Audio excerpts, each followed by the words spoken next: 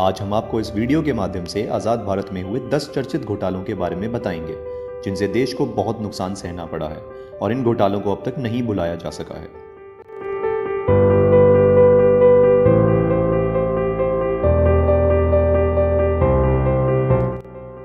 Number 10, 2012 का कोयला आवंटन घोटाला। 2012 में जब मनमोहन सिंह की सरकार थी, उस वक्त भारतीय कोयला आवंटन घोटाला हुआ था।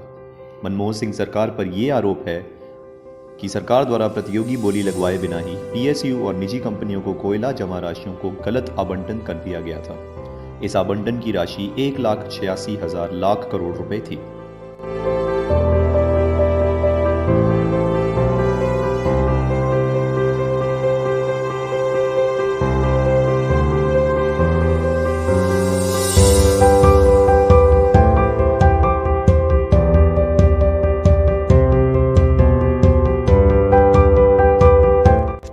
नंबर 9, 2008 का 2G स्पेक्ट्रम घोटाला।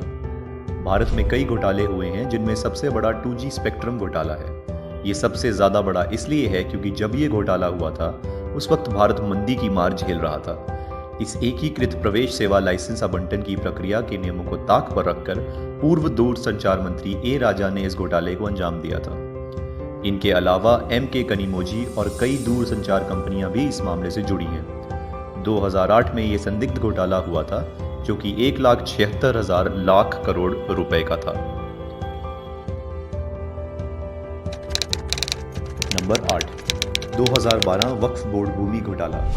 वक्फ बोर्ड एक गरीब मुस्लिम समुदाय की मदद के लिए स्थापित चैरिटेबल संस्था है जिस पर अनवन मणियप्टी, जो कि कर्नाटक राज्य अल्पसंख्यक आयोग अध्यक्ष थे, ने एक रिपोर्ट प्रस्तुत की जिसमें कहा गया था कि 27,000 एकड़ भूमि जो कि वक्फ बोर्ड द्वारा नियंत्रित थी, उसको बोर्ड और नेताओं द्वारा काफी कम मूल्य पर सरकारी काम करने वालों को आवंटित कर दिया गया था। भूमि का मूल्य तकरीबन 1,50,000 लाख करोड़ रुपए तक था।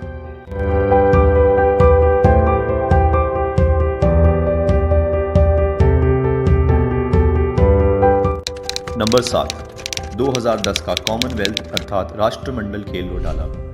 इसमें खेल पर खर्च करने के लिए जो राशि 70,000 करोड़ आवंटित की गई थी, उसका आधा भाग भी खर्च नहीं किया गया था। इस घोटाले में केंद्रीय सतर्कता आयोग भी शामिल था। इसमें उपकरणों की खरीद में हेराफेरी की गई थी। उपकरणों के मूल्य को बढ़ा चढ़ाकर दिखाया गया था। ये एक बहुत बड़ी लूट थी। नंबर 6, 2002 का तेलगी घोटाला। हर घोटाले की तर्ज पे इसमें भी पैसा बनाने के लिए रहस्यात्मक और नाटकीय तरीके से घोटाले को अंजाम दिया गया था। इस घोटाले का मास्टरमाइंड अब्दुल तेलगी नाम का शख्स था जिसको नकली स्टैम्प पेपरों की छपाई की कला में महारत हासिल थी, जिनको वो बैंकों और अन्य संस्थानों में बेचता था। इस काम में उसको सरकारी विभागों से भी समर्थन प्राप्त था। उसकी घुसपैठ की पहुंच 12 राज्यों तक फैल गई थी। उसके इस घोटाले की राशि का अनुमान 20,000 करोड़ रुपए तक लगाया गया था। नंबर 5, 2009 का सत्यम घोटाला। कॉर्पोरेट के इतिहास में सत्यम सबसे बड़ी धोखाधड़ी है, जिसमें कंपनी के पूर्व अध्यक्ष रामालिंगा राजू ने कई सालों तक कंपनी के अकाउंट्स की किताबों में छेड़छाड़ करके सत्यम के राजस्व और लाभ के आंकड़ों को बढ़ा चढ़ाकर सभी को अंधेरे में रखा था। इस घोटाले से सत्यम कंपनी के निवेशकों और शेयरधारकों को भारी नुकसान का सामना करना पड़ा था। कंपनी में घोटाले की राशि 14,000 करोड़ रुपए थी। इस घोटाले के लिए राजू को कैद और जुर्माना भी हुआ था। टेक महिंद्रा ने बाद में कंपनी का अधिग्रहण करके फिर से सत्यम को बहाल करने में महत्वपूर्ण भूमिका निभाई। नंबर 4, 1980 और 1990 के दशक का बोफोर्स घोटाला। बोफोर्स घोटाला एक प्रमुख भ्रष्टाचार कांड था। यह भारत की रक्षा सेवा और भारत के सुरक्षा हितों से भी संबंधित घोटाला था, जिसमें स्वीडन की बोफोर्स कंपनी AB से रिश्वत लेने का आरोप तत्कालीन प्रधानमंत्री राजीव गांधी और हिंदुजा नामक एक NRI परिवार सहित अन्य कई लोगों पर भी लगे थे। ये रिश्वत भारत के 155 मिलीमीटर फील्ड होवित्जर की आपूर्ति के लिए लिया गया था, जिसका खुलासा स्वीडिश स्टेट रेडियो ने स्वीडन के सबसे बड़े निर्माता बोफोर्स द्वारा किए गए एक गुप्त अभियान के तहत इसकी रिपोर्ट को प्रस्तुत करके किया था। इस घोटाले की राशि 100 से 200 करोड़ रुपए तक की थी। नंबर 3, 1990 का चारा घोटाला। यह बिहार का सबसे चर्चित घोटाला है। चारा घोटाले का आरोप बिहार के तत्कालीन मंत्री लालू प्रसाद यादव पर लगा था। आरोप प्रमाणित हो जाने पर उन्हें हिरासत में भी लिया गया था, लेकिन बाद में जमानत पर रिहा कर दिया गया था। बिहार में पशुओं के लिए चारा, चिकित्सा और पशुपालन के उपकरण की खरीद पर 900 करोड़ रुपए के भ्रष्टाचार के घोटाले का खुलासा हुआ था। नंबर 2, 1990 से 91 का हवाला कांड। हवाला कांड का मामला $18 मिलियन का था, जिसमें देश के अग्रणी नेताओं पर हवाला दलालों के जरिए रिश्वत लेने का आरोप लगाया गया था, जिसका खुलासा 1986 में हुआ था। उन आरोपियों की सूची में लाल कृष्ण आडवाणी का भी नाम था, जो उस समय विपक्ष के नेता थे। इस घोटाले की राशि 100 करोड़ रुपए की थी।